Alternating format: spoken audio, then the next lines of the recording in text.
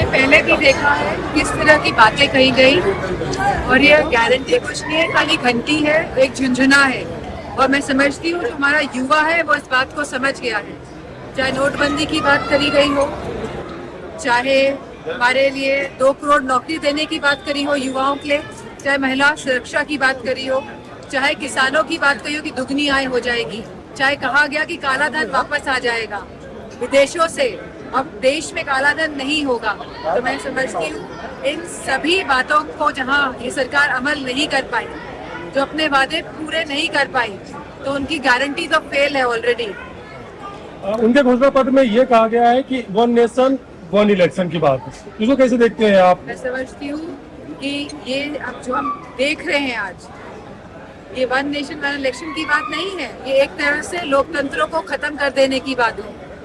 ये लोग नहीं चाहते कि संविधान के माध्यम से ये देश बढ़े, और तभी इस तरह की नुक्से ला ला के अलग अलग प्रकार के ये लोगों को भटकाने का काम कर रहे हैं। जहाँ इन्होंने कहा था जीएसटी आएगा, 1 नेशन 1 टैक्स होगा, आज हम सभी जानते हैं कि कितने प्रकार के टैक्स हैं।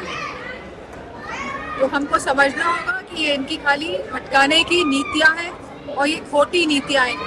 25 करोड़ लोगों को कहा गरीबी से बाहर करने ऊपर कर दिया है। 25 करोड़ लोगों को घोषणा पत्र में कहा गया है कि 25 करोड़ अगर 25 करोड़ लोगों को गरीबी रेखा से बाहर किया होता तो आप बताइए क्या लोगों को मुफ्त में राशन देने की जरूरत पड़ती? वो भी जब चुनाव पास आते हैं तब देते हैं, और जब चुनाव चले जाते हैं तो विड्रॉल मोड में आ जाता है, यानी कि हाथ खींच लेते हैं। तो ये बहुत सरकार है जो लोगों को हक नहीं देती है, अपने हाथ खींचने का काम करती है। जयवीर सिंह ने कहा मैनपुरी पर सीट पर किसी का एक परिवार का कब्जा अब नहीं रहेगा, कैसे देखती है इस चीज को?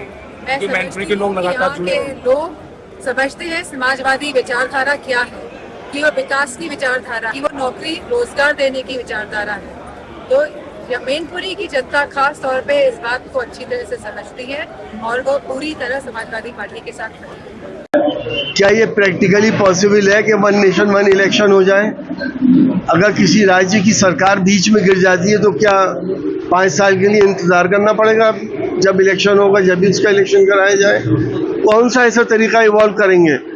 बीच बीच में सरकारें गिरती हैं, बनती हैं, तो ये पॉसिबल नहीं है कि आप 1 नेशन 1 इलेक्शन करा दें। या तो आप इसका मतलब चाहते हैं कि राष्ट्रपति शासन लागू रहे जब तक ये भी इलेक्शन हो, तो वो हमारे प्रजातंत्र के भी खिलाफ है। यूनिफॉर्म सिविल कोड भी इसमें उन्होंने देखिए, यूनिफॉर्म सिविल कोड हम मानने वाले नहीं हैं।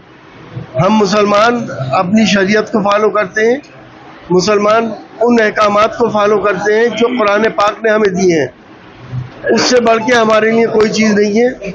जिस कानून से किसी दूसरे को नुकसान नहीं हो रहा, अगर हम अपनी बेटियों को अपनी पैतृक संपत्ति में 1450 साल से उनका हिस्सा दे रहे हैं, लेकिन कितना दे रहे हैं, क्या दे रहे हैं, पूरा डिस्क्रिप्शन कुरान पाक के 4 पारे में आखिरी सूरह निसा के अंदर दिया हुआ है।